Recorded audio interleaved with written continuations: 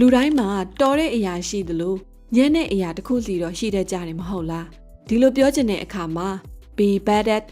/ with plus something ဆိုတဲ့ structure ကိုသုံးလို့ရပါတယ်ဒီအကြောင်းအရာတစ်ခုကိုကမကျွမ်းကျင်ဘူးမတော်ဘူးမတက်ဘူးဆိုတဲ့အဓိပ္ပာယ်တစ်ခုအနေနဲ့လည်းသုံးလို့ရပါတယ်ဥပမာလေးတွေကိုကြည့်အောင်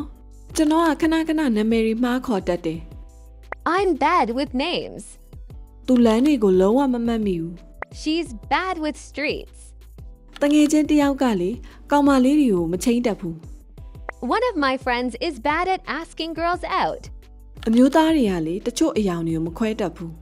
Men are bad at identifying some colors. ငယ်ငယ်တော့ဘတ်စကတ်ဘောကစားတဲ့နေရာမှာအရန်ညံ့တယ် We were bad at playing basketball when we were young. ဆရာဟာတာမပြောတတ်ဘူးဒါပေမဲ့သူတို့ပဲဖြစ်နေတော့ရီးနေရတာပေါ့ My teacher is bad at making jokes, but we laugh anyway because we're his students.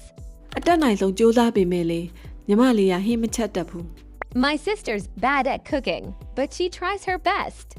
ကဲအခုလောက်ဆိုရင်ကိုမကျွမ်းကျင်တဲ့အရာအကြောင်းပြောချင်တဲ့အခါမှာ I am bad at ကိုဘယ်လိုသုံးရမလဲဆိုတာကိုသိသွားလောက်ပြီလို့ထင်ပါတယ်ပို့ပြီးတော့မှတ်မိသွားအောင်လို့ comment မှာရေးခဲ့ကြည့်ပါဦး